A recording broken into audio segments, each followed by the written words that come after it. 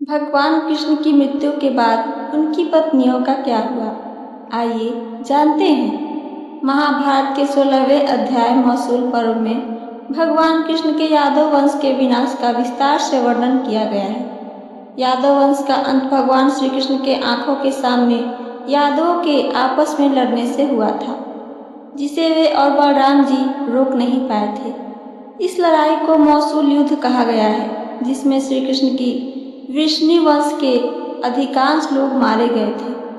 भगवान श्री कृष्ण की मृत्यु, यादवों के विनाश से दुखी श्री कृष्ण द्वारिका छोड़ प्रभास क्षेत्र चले गए थे। एक वहां वृक्ष के नीचे विश्राम करते समय एक भीड़ ने भूल से उनके पांव में जहरीला तीर मार दिया। इसी को बहाना बनाकर भगवान कृष्ण ने देह को त्याग दिया। इसके बाद बलराम जी ने भी समुद्र में जल समाधि ले ली। यादव वंश में 2 ही पुरुष बचे थे, भगवान कृष्ण के प्रपौत्र वज्रनाभ और उनके पिता वसुदेव जी। यदुवंशी स्त्रियों का दुख देख रो पड़े अर्जुन। जब यह समाचार हस्तिनापुर में अर्जुन के पास पहुंचता है तो वे द्वारिका पहुंचते हैं। उन्हें देखते ही भगवान श्री कृष्ण की सभी पत्नियां और यदुवंशी महिलाएं बिलख बिलख कर रोने लगती हैं। इन स्त्रियों ने पति, पुत्र और संबंधियों को खोया था। वे स्त्रियां विलाप करने लगती हैं, हे कृष्ण सखा अर्जुन, अब हमारा इस दुनिया में कौन है। उनके आर्तनाद को सुनकर वीर अर्जुन भी रो पड़ते हैं। उनकी आंखों से आंसुओं की धारा बहने लगती है। वसुदेव जी ने बताया द्वारिका का राज।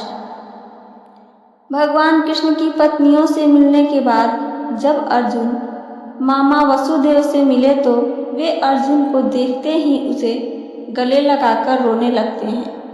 श्री कृष्ण और बलराम जी का वियोग और यादव वंश के खात्मे से वे दोहरे हो गए थे। वे अर्जुन से कहते हैं, हे कौन्तेय, श्री कृष्ण ने कहा था कि तुम आओगे और तुम ही अब इन स्त्रियों के बारे में निर्णय लोगे। तुम्हारे यहाँ से चले जाने के बाद समुद्र इस द्वारिका नगरी को डुबो देगा। थोड़ा ठहरकर वे फिर बोलते हैं, मेरा भी अंतिम समय निकट है, मेरा अंतिम संस्कार भी तुम ही करोगे। ये सब बातें सुनकर अर्जुन बहुत दुखी हो जाते हैं। वे फिर से रो पड़ते हैं। वसुदेव जी की मृत्यु। अर्जुन के सिर पर द्वारिका वासियों को बचाने की बहुत बड़ी जिम्मेदारी आ गई थी। मन ही मन दुखी अर्जुन वृष्णि वंश के मंत्रियों से मिलते हैं। इसके बाद वे नगर के सभी स्त्री, बालक और बूढ़ों को वहां से इंद्रप्रस्थ ले जाने के लिए इंतजाम करने में जुट जाते हैं। अर्जुन उस रात द्वारिका में ही रुकते हैं। सुबह समाचार मिलता है कि वसुदेव जी ने प्राण त्याग दिए थे। द्वारिका नगरी एक बार फिर महिलाओं के रुदन, विलाप और आंसुओं से बिलखने लगती है। यादवों का अंतिम संस्कार होता है।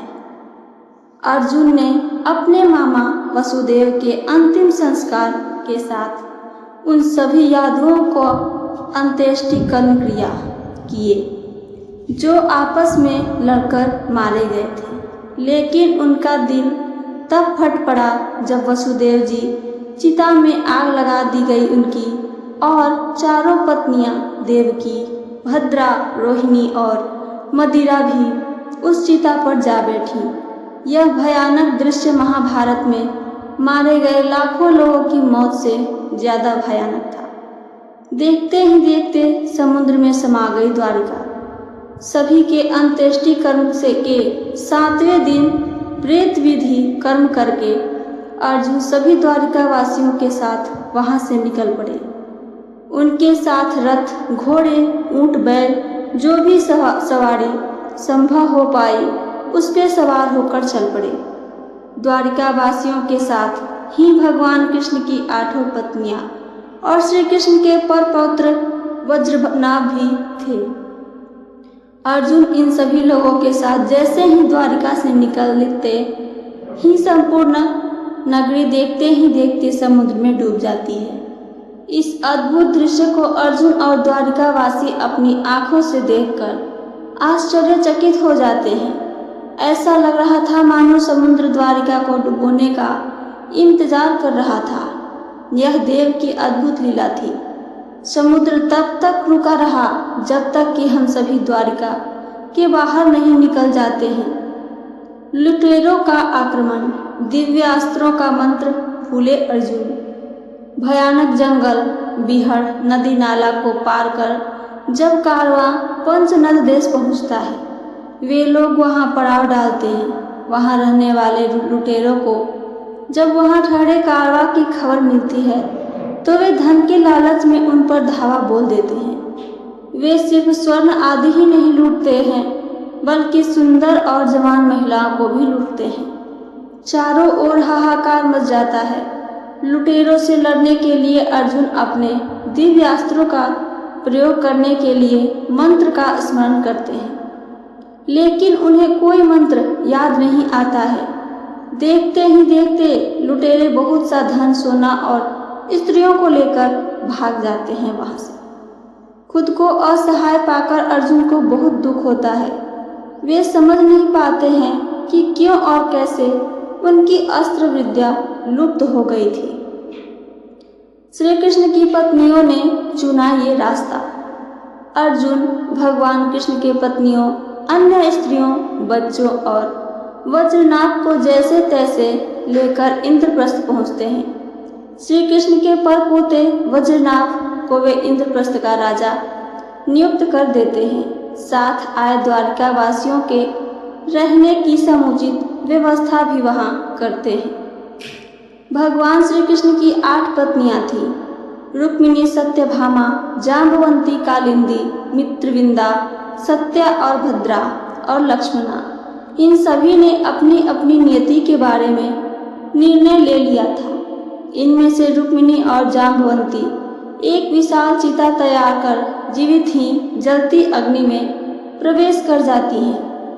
वहीं श्री कृष्ण की अन्य पत्नियां देवी सत्यभामा के साथ तपस्या का निश्चय कर वन में चली जाती हैं। इस तरह भगवान कृष्ण का वंश द्वारिकावासी और उनकी पत्नियां उनके मृत्यु के बाद बिखर जाती हैं। तो ये थी मेरी आज की कहानी। मेरी कहानी आप सबको पसंद आई हो तो चैनल को सब्सक्राइब करके वीडियो को लाइक करना ना भूलें। साथ साथ अपना एक कमेंट करके हमें ज़रूर बताइए। सुनने के लिए धन्यवाद। जय श्री कृष्ण। राधे राधे।